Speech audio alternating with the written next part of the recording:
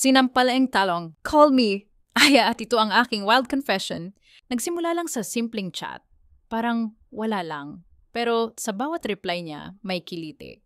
Bawat haha niya, may kasunod na landi. Hanggang sa umabot kami sa point na halos gabi-gabi na kaming nagpapainit sa chat. Send ng mga hot pictures, ha. Isang gabi, nagyaya siya. Tara dito, tambay lang. Chill tayo. Pagdating ko sa boarding house niya, naka-boxerets lang siya. Yung mga mata niyang nang-aakit sa bawat sulyap.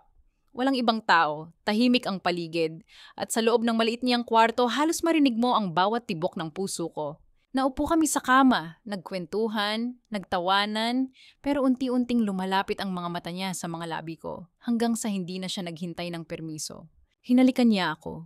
Mabagal sa simula, pero habang tumatagal, lalong bumibigat. Hinaplos niya ang bewang ko, hinihila palapit sa kanya. Naramdaman ko ang mainit niyang katawan, yung bigat niya habang dinadagan ako sa kama.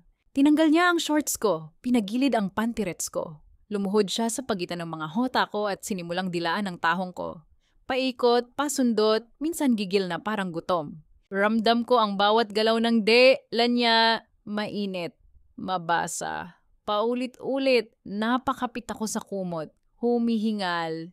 Pigil ang Ung-Giro-L. Tuloy-tuloy siya sa pagkain ng tahong habang ang isang kamay niya ay nilalaro ang dalawang melon ko. Tumigil siya saglit. Tumayo. At inilapit sa mukha ko ang matigas niyang talong. Malaki. Mainit. Parang handang-handa. Hinawakan ko ito. Pinisil. Ginackstone ko, sinampal-sampal sa pisngi ko. At sinimulang tikman. Dahan-dahan. Puno ng sabik. Dinilaan ko ang dulo habang tinitingnan ko siya sa mata. Napapikit siya.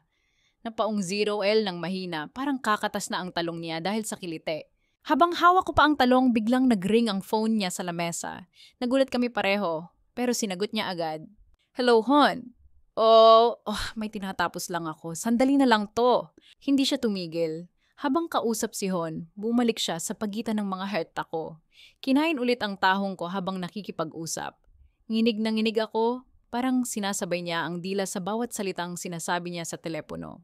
Pagkababa ng tawag, pinatihayaan niya ako, hinawakan ng bewang ko. Tinutok ang talong niya sa monay ko. Dahan-dahang green and entrance. Mabagal sa una ang pag-in or out by Sandara Park. Tapos bumibilis. Naglalapat ang mga katawan namin, sabay ang hingal, sabay ang galaw. Hanggang sa arerte ang katas ng talong. Mainit. Mabigat. Sumagad at doon kami pareho natigilan. Tumihaya siya. Tahimik. Ako nakatingin sa kisame, nilulunok ang lahat ng nangyari. Pero ang utak ko, ang gulo. Hon? Tinatapos lang. Putek. Ako yung tinapos. Hindi na ako nagsalita. Dali-dali akong bumangon. Nagpunas. Nagbihis. Habang pinupulot ko ang pantirets ko, tumayo siya. Huy, saan ka pupunta? Lumabas ako ng pinto. Sinusubukan magsuot ng sapatos. Habol siya. Hawak ang shirt niya. Pawis pa rin. Inabot niya ang braso ko at doon, sinampal ko siya. Isang malakas, malinis, tama sa pisngi. Sira ulo ka, may girlfriend ka pala, sabi mo single ka. Proud ka pa, kaninang hayop ka. Subukan mong sumunod, isusumbong kita sa girlfriend mo. Umalis akong walang lingon, habang siya nakatulala. Malandi ako pero di ako kabit!